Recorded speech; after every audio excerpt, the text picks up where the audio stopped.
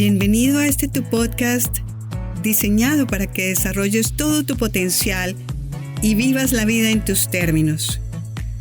Yo soy Luz Estela Jara, coach de mindfulness y de vida, y te comparto temas de interés para tu mejor estar como mindfulness, psicología positiva, compasión y bienestar emocional, entre otros, con la participación de invitados especiales y todo para que conectes con presencia, compasión y amabilidad contigo y con los demás.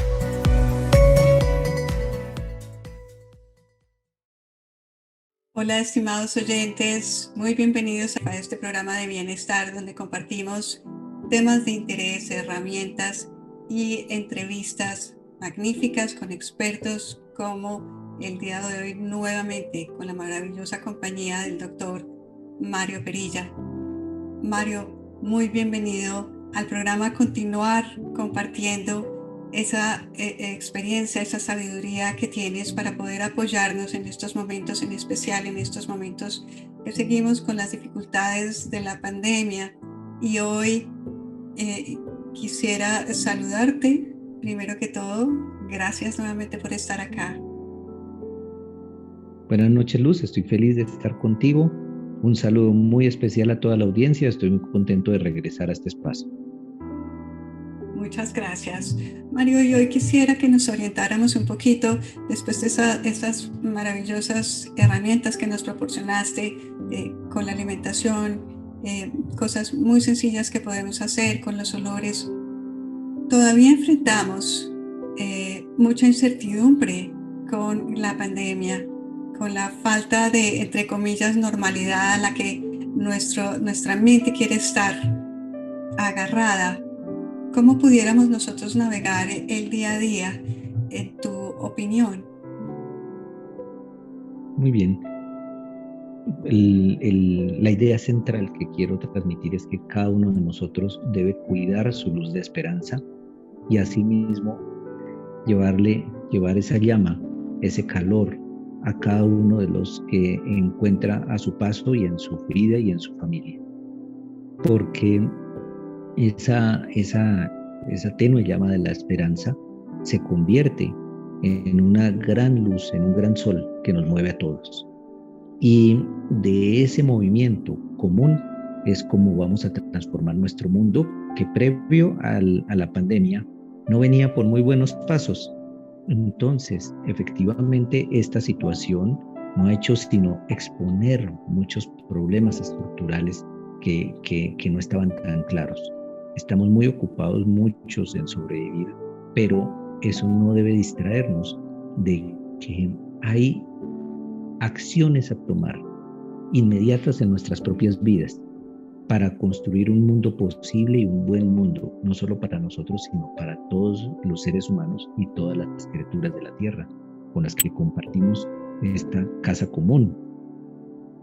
En ese orden de ideas, el cuidado de nuestra salud física, ya hablamos mucho de la alimentación, también de nuestra salud emocional. La actividad física es fundamental. Lo que podamos hacer por establecer una rutina que nos mantenga activos con algo que ojalá sea divertido, no únicamente una caminadora y una bicicleta para ver el noticiero con los conteos terribles o las noticias así. Pues claro, eso ayuda para el músculo, pero no ayuda para la emoción. Sí, si esa es mi posibilidad de hacer ejercicio, pues escojamos también un contenido que nos promueva, que yo pueda disfrutar, pero que no esté en medio de un ejercicio de correr, ¿sí? Viendo las cosas tan terribles que están pasando. Escojamos las fuentes de información, no nos volvamos consumidores pasivos de todas las malas noticias que lo único que quieren es elevar el rating, capturar nuestra atención. Entonces, informémonos por los canales adecuados y traigamos rápidamente nuestra atención a en qué puedo contribuir yo. ¿En dónde está el punto que yo puedo hacer en mi comunidad? ¿Dónde hay necesidad en mi comunidad? Porque aunque yo no tenga, mi disposición puede ofrecer a otro algo, a otro que carece, o impulsarlo a que encuentre una solución. Y eso profundiza los lazos sociales que son indispensables para el ser humano. Nosotros somos seres que nos desarrollamos individualmente, pero que nos nutrimos y aportamos socialmente. Entonces decíamos, la actividad física, no solamente desde el punto de vista de nuestro funcionamiento corporal, sino nuestro funcionamiento emocional. Por otra parte, entonces empezar a explorar en mis proximidades, en mi vecindario, en los suburbios, en donde hay reservas naturales, a dónde puedo ir a pasear, cómo puedo empezar a cultivar algo en mi ventana, en mi jardín, en mi balcón, cómo puedo cuidar la vida ahí conscientemente y cómo puedo empezar a tener alimentos. Es sorprendente lo que puede hacer un huerto urbano si no tengo mucho espacio, y si tengo un jardín, ¿qué puedo hacer yo en 3 metros cuadrados de una huerta doméstica? También entonces, los contenidos mentales, los contenidos de lo que estudio. Debo estar aprendiendo algo que me motive. Por muchas razones. Uno, para conservar mis habilidades cerebrales, mis habilidades intelectuales, mis habilidades cognitivas. Por otra parte, porque nuestro tiempo, el que estamos viviendo, es un tiempo de transformación. Lo que vemos hoy será diferente a lo que vemos en un año y muy diferente a lo que veremos en 30 años. Y para eso, lo único que va a mantenerse es que debo estar aprendiendo y utilizando lo que aprendo cada momento. Si mantengo esa actitud, que es una actitud juvenil, una actitud conectada con la vida, así va a responder mi cuerpo. Entonces, ahí tenemos como en diferentes estaciones, en diferentes niveles, actividades que puedo desarrollar. ¿Qué tan importantes son? ¿Fundamentales? ¿Una más que otra? No. Todas deben estar involucradas allí. Todas deben estar involucradas en mi estrategia de cuidado y bienestar. Y una cosa más, Luz, es, yo creo que todos hemos redistribuido nuestras prioridades. Entonces, tanto en las de consumo, qué voy a consumir, en qué voy a utilizar los recursos de los que dispongo, como en cómo distribuyo mi tiempo. Mi tiempo es un recurso que no puedo comprar. Entonces tengo que saber que lo estoy utilizando en lo que es valioso y fundamental para mí y para mi familia. Es clave, es un recurso muy importante. Muchísimas gracias. Y esa palabra que tú traes de transformación, pues el ser humano ha tenido transformación a lo largo de los siglos. Uno muy importante se me viene a la cabeza con el individualismo que en realidad funcionó con la revolución industrial. Pues teníamos que tirar como cada uno por su lado para que las economías progresaran. Y bueno, funcionó en su momento, pero otra como etapa de transición nos hace un llamado, como tú nos dices, de colectivizar. Y volviendo otra vez a la palabra de integralidad, que es a lo que tú te has dedicado y fortalecido, de integralidad con la comunidad y de integralidad con nuestro ser, teniendo en cuenta nuestra mente, cuerpo y alma en todos los aspectos. ¿Cómo ves tú esa parte de integralidad y este proceso que estamos teniendo de poder aunar esfuerzos y esa experiencia que tú has tenido de crecer, de formarte, de mirar y de apoyar a muchos otros seres humanos con tu propósito, con tu pasión, y cada uno con nuestro propósito y pasión, poder contribuir de esa manera hacia meternos en el tema realmente y con curiosidad aumentar esas preguntas de las que hablabas en el episodio pasado para seguir en crecimiento y aunar esos esfuerzos, ya quitar un poquitico la parte individual? ¿Cómo ves tú ese proceso y cómo podemos aunar esos esfuerzos?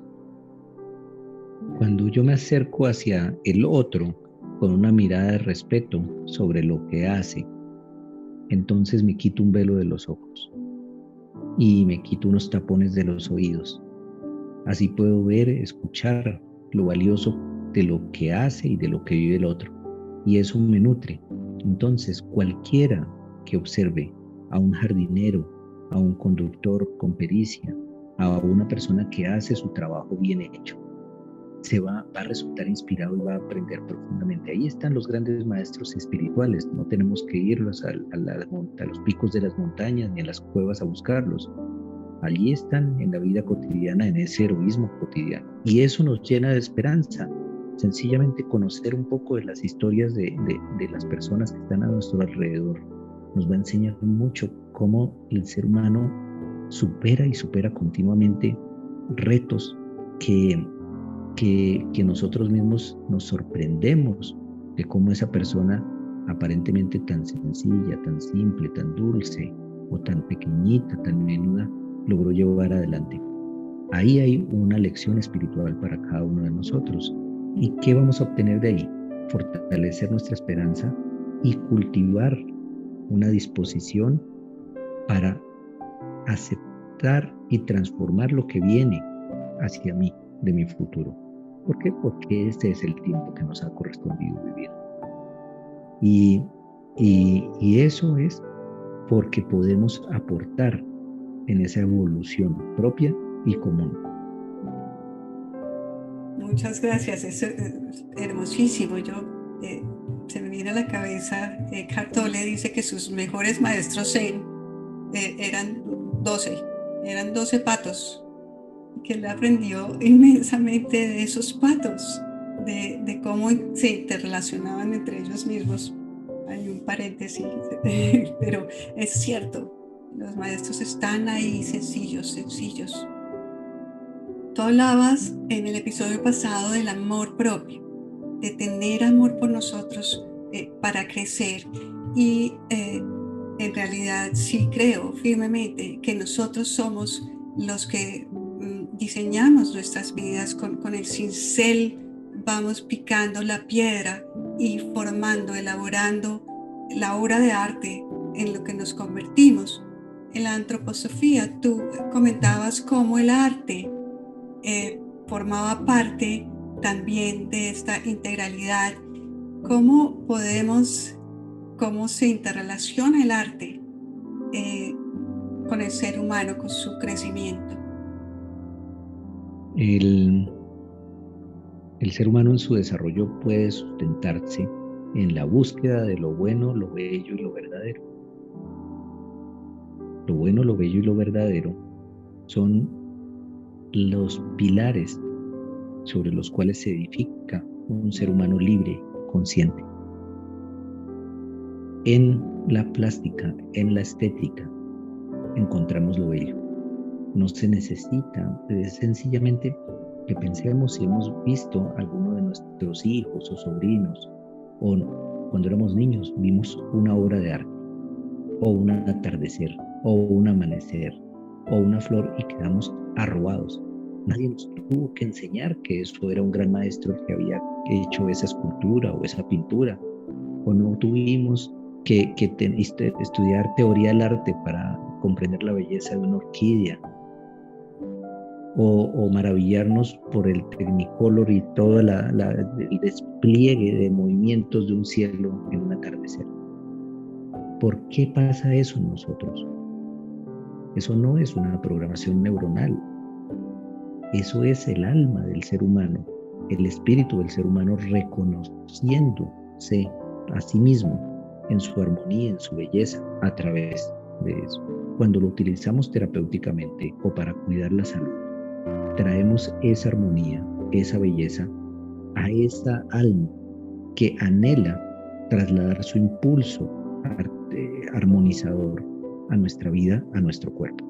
Entonces, tanto en depresión como en cáncer, como en enfermedades autoinmunes, el efecto terapéutico de la arte terapia, la musicoterapia son extraordinarios, mucho más potentes y van mucho más allá a esa zona del ser humano integral que está afectada, muy diferente que un ansiolítico o un antidepresivo. ¿Cómo vamos a manejar la ansiedad acerca de cómo va a venir el mundo el próximo año? ¿A punta de pastillas? Pues ya sabemos que ese no es el camino. ¿Cómo vamos a manejar el dolor de vidas sin propósitos? ¿Con más opioides? ¿Durmiéndonos más? Ya también vivimos una tragedia en nuestros países por esas medidas. Y no estamos inventándonos nuevos, ya había pasado en China hace un siglo cuántas décadas. Entonces, ¿para qué volver a transitar caminos que han probado que no son efectivos? Tenemos que recorrer caminos nuevos. Entonces, mucho mejor sentirnos Indiana Jones, sentirnos exploradores en un mundo, pero no vamos a ir solos. Vamos con una cantidad de seres humanos de buena voluntad que cada vez nos hacemos más cercanos, más fuertes alrededor de promover cambios profundos para el equilibrio del planeta. Realmente recopilando todas esas herramientas, todos esos elementos que tú traes el día de hoy y en el pasado episodio, el arte, el ejercicio, la alimentación, pues son cosas que podemos, o sea, que no nos cuesta mucho y en muchas ocasiones nada, escoger un poco de barro o tener el ingenio, volver a la creatividad, yo no sé si tú particularmente cuando eras niño o si los oyentes o alguien, cuando éramos niños nosotros era con palitos y con tapas, que jugábamos con tapas de gaseosas, inclusive en muchas ocasiones personas con pocos recursos que juegan con la pelotica de papel y el palo de escoba que botaron. El ingenio es lo que también te estoy aquí escuchando, de cómo mirar con cosas sencillas, elaborar, crecer en comunidad y en nosotros mismos. Y Luz, está muy bien documentado el efecto neurológico del juego básico en los niños. Pero eso que ya es tan claro desde la neurociencia es sencillamente la expresión de cómo surge en cada uno de nosotros, los seres humanos, la creatividad.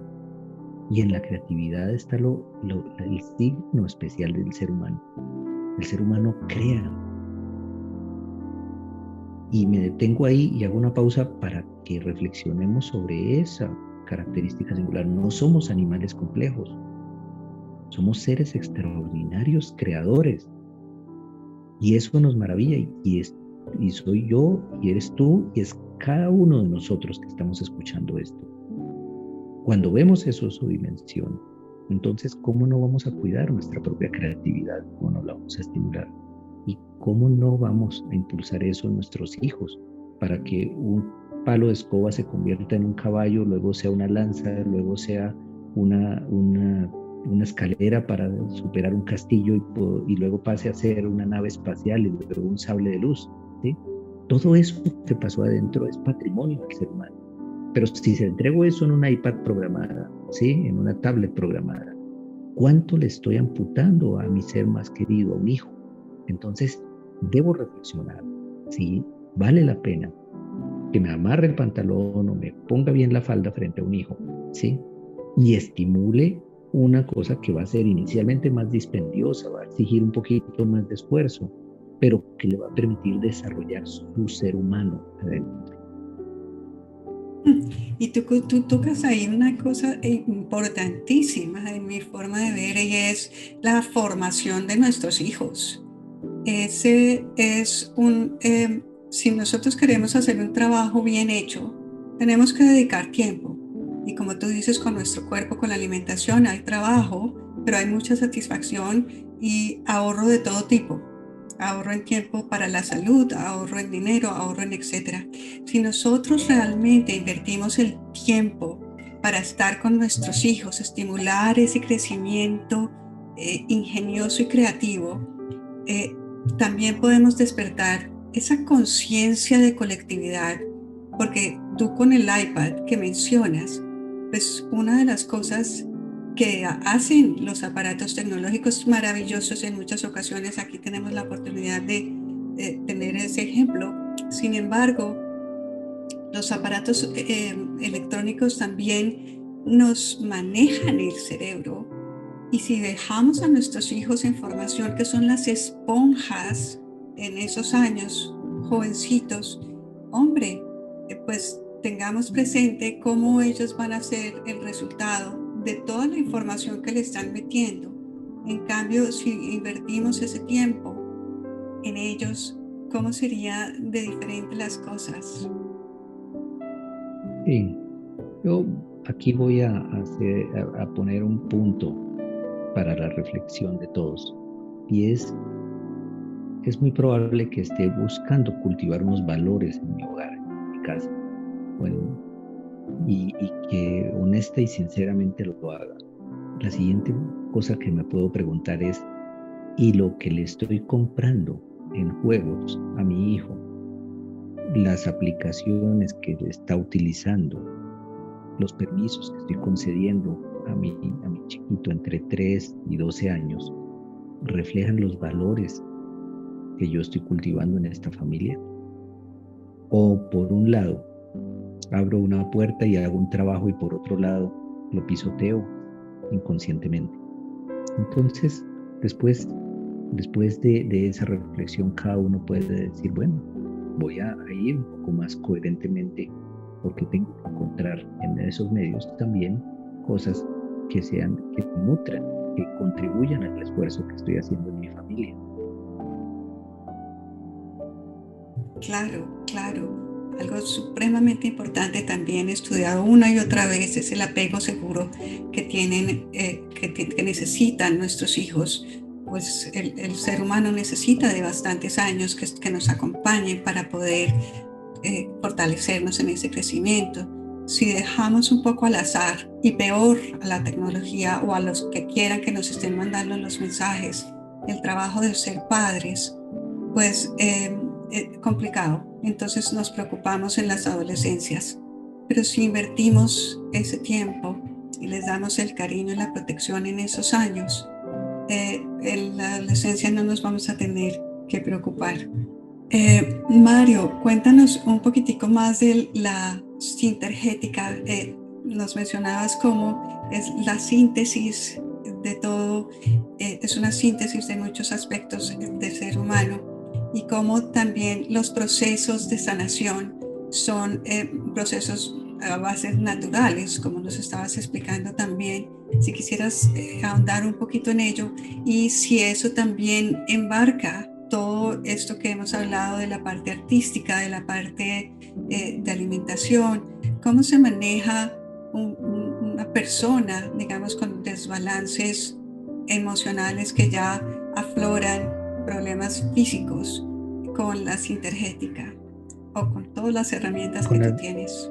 con la sintergética hay un proceso que ha descrito muy, muy, muy especial que más allá de la explicación de las herramientas particulares, que son estos filtros que explicaba en el programa pasado, y láser, y dispositivos que refuerzan los circuitos por los cuales se traslada la información en el propio organismo, eso es la tecnología.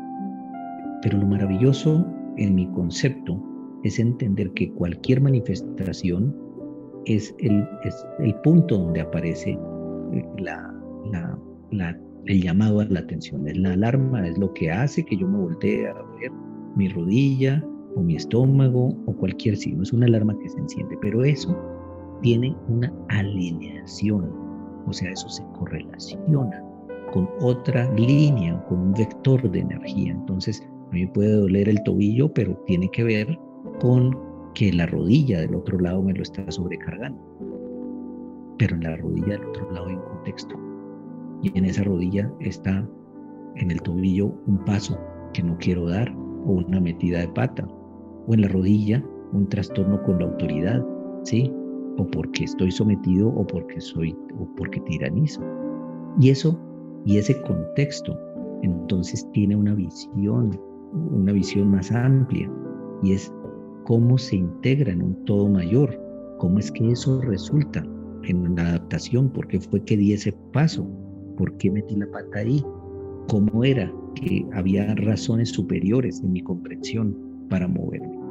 Luego, entonces, aparece en ese proceso terapéutico de verlo sistémicamente, ¿sí? Pasamos del punto a cómo se alinea, cuál es el contexto, cómo se ve sistémicamente.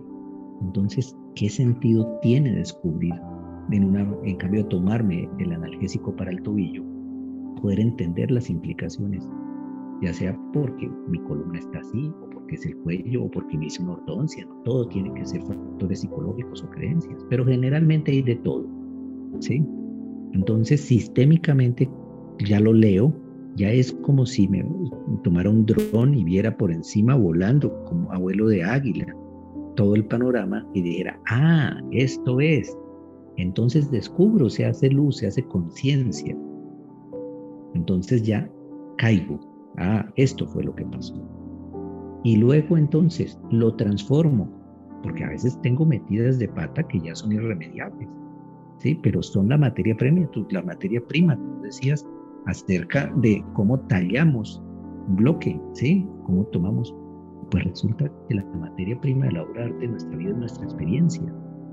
Entonces, ¿cómo tomo esa materia prima de la experiencia y la transformo? Entonces, la primera parte del recorrido terapéutico es esta fase de ascenso, de transmutar el plomo en oro, de algo que fue un problema en algo valioso. Pero no me quedo allá únicamente con la comprensión y eso transformado, sino que regreso por la otra vía a la vida. Entonces llevo eso transformado, eso aprendido, entonces a mi contexto. Entonces sistémicamente, ¿cómo me paro ahora? ¿Cómo quiero ir? ¿Qué aprendí de la metida de pata o del tronchón o de ese imbalance? Puede ser hasta cómo cambio la silla o cómo me hago la ortodoncia diferente. Luego voy entonces al contexto, ¿sí? Ah, pero es que ya cambiaron las circunstancias. Ahora yo puedo hacer esto, ahora hacer lo otro. Y luego, ¿cómo voy entonces a la alineación? ¿Hacia dónde me dirijo? ¿Sí? Entonces, ¿cómo me pongo la rodilla? ¿Cómo voy? Y luego voy al punto donde empezó todo.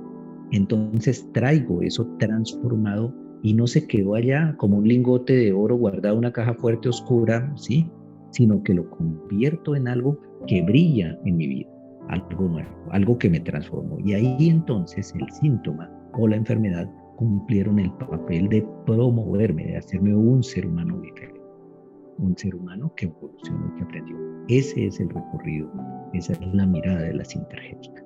Es una mirada muy consciente donde cada paso de esos se acompaña de unos recursos y puede hacerse en un momento muy rápido en la consulta gracias a la comprensión. Cuando uno tiene un mapa y sabe leer, pues no va dando tumbos perdido como en un laberinto.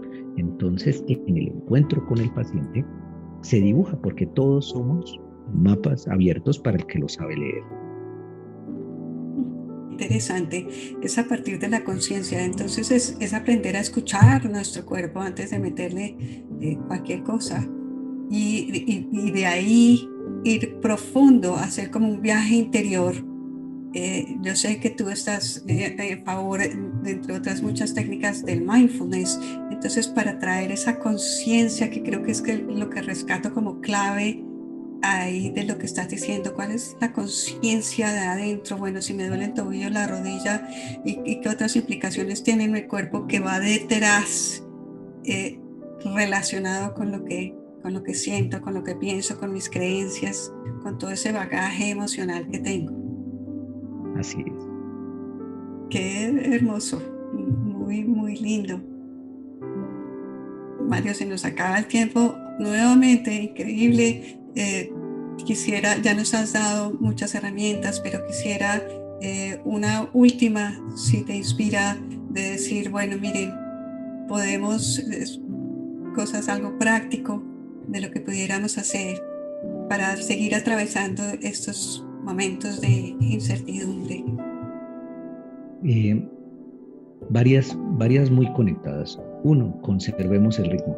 Conservar el ritmo es marcar, tener un marcapaso consciente, sano, tanto con nuestra alimentación como con nuestros encuentros personales, con nuestros amigos, aunque sean por Zoom, aunque sean por las plataformas, y con el sueño. El ritmo es fundamental porque nos acompasa y nos hace vivir mucho más fácil. El que ha nadado en el mar sabe perfectamente que no puede irse contra las olas, tiene que ir, encontrar cuál es el ritmo del oleaje y va a llegar a donde quiere ir nadando sin fatiga, pero si desespera, no es. Y así Hay muchos ejemplos. Entonces, el ritmo para adultos y para niños.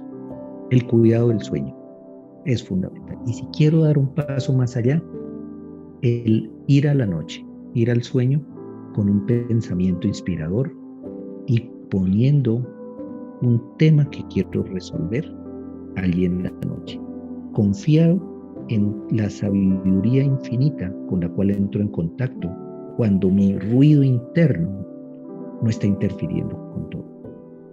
Pensemos que dormimos y nadie tiene que cuidar que el corazón palpite, que respire, que regule la temperatura, que nada.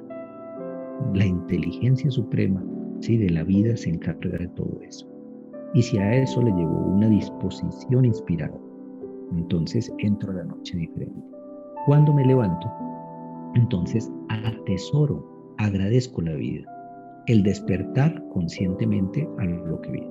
Y lo que viene puede ser un reto muy grande.